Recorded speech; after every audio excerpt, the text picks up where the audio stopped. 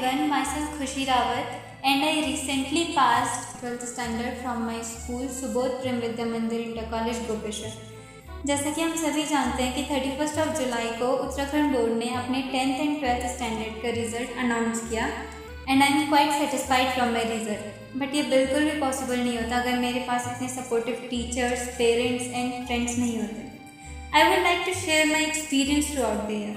I came to my village Pulna due to Corona. Offline studies की जगह online studies conduct करवाई गई across the country. But क्योंकि यहाँ पर हमारे गांव में नेटवर्क नहीं है, इस वजह से बहुत डिफिकल्ट था to keep a proper system for study.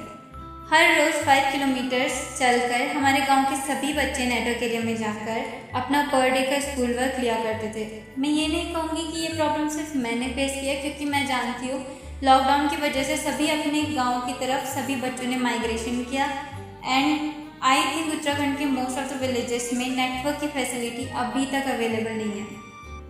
और तब स्टार्टिंग में यहाँ पर हमारे गाँव में कहा गया था कि जियो के नेटवर्क को विद इन 1 मंथ इस्टेब्लिश किया जाएगा हमारे गांव में, जिससे कि बच्चों को पढ़ाई में डिस्टर्बेंस ना हो। बट 1.5 ईयर पास, वो टावर खड़ा तो है गांव में बट नेटवर्क अब तक नहीं है। रोज़ शाम को जाने के बावजूद हम अपनी ऑनलाइन क्लासेस को अटेंड नहीं कर पाते थे, क्योंकि टीचर्स तो अपनी तरफ से कंडक्ट करवाते थे बट ऑनलाइन स्टडीज़ का टाइम सुबह होता था और हम तो शाम को जाते थे। तो जब मैंने अपनी ये प्रॉब्लम अपने टीचर्स के साथ शेयर की तो उन्होंने मेरी इस प्रॉब्लम का सलूशन भी दिया। दिन भर टीचर्स ऑनलाइन क्लासेस में जितना कुछ भी पढ़ाते वो उसे वीडियो फॉर्म में रिकॉर्ड करके रखते और फिर मुझे वो सेंड किया करते थे, जिससे कि मैं अपनी स्टडीज़ को कंटिन्यू कर पाई। चैलेंजिंग इसलिए भी था क्योंकि 5 किलोमीटर्स चलकर मैं अपना काम लेके आ रही हूँ। फिर जब मैं सेल्फ स्टडी करने बैठूँ तब मुझे अगर कोई डाउट है तो अगेन मुझे नेटवर्क एरिया में जाने के लिए अगले दिन का वेट करना पड़ेगा। तो जब तक वो डाउट सॉल्व नहीं होगा आगे की स्टडी नहीं हो सकती। तो आई हैव टू वेट कि हाँ अब अपनी स्टडी को पोस्टपोन करना पड़ेगा जब तक मेरा एक डाउट क्लियर ना हो। बट यहाँ लकीली कम से कम लैंडलाइन यहाँ काम करते हैं हमारे गाँव में, तो लैंडलाइन पर ही टीचर्स ने मेरे सभी डाउट्स क्लियर किए हैं and I am glad and also thankful for my teachers कि उन्होंने अपना टाइम निकाल कर मेरे डाउट्स को क्लियर किया है। साथ ही साथ मेरे फ्रेंड्स रितु एंड सागर और भी मेरे जितने भी क्लासमेट्स सब ने बहुत हेल्प किया है, बहुत ही सपोर्टिव नेचर के रहे हैं, क्योंकि छोटे से जो छोटा डाउट मेरा था उन्होंने ही मेरा क्लियर करवाया and all this over phone calls.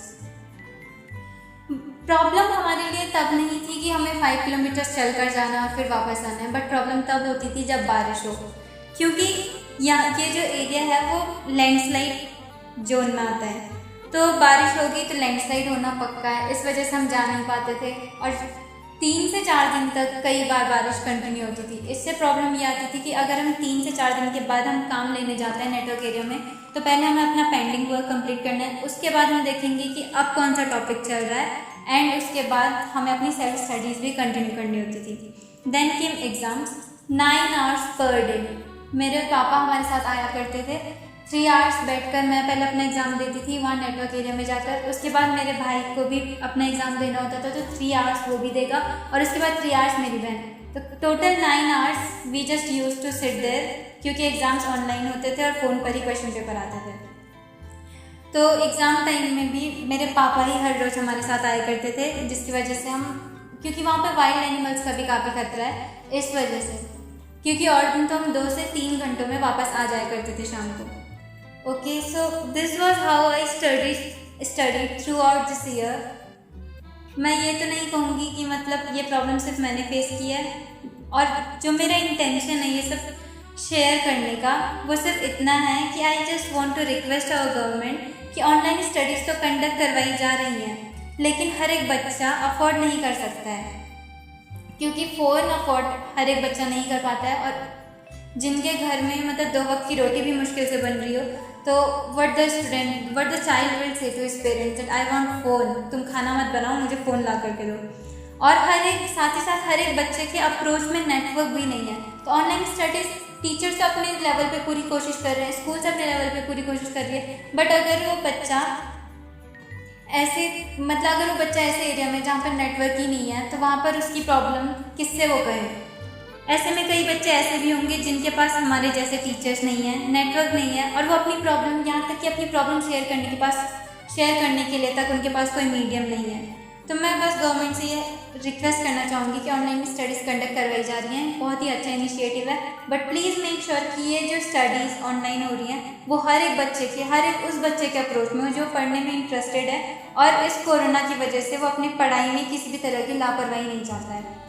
So at last again I would like to thank my teachers, my parents and my friends for their support, because उसके बिना ये सब बिल्कुल भी पॉसिबल नहीं था।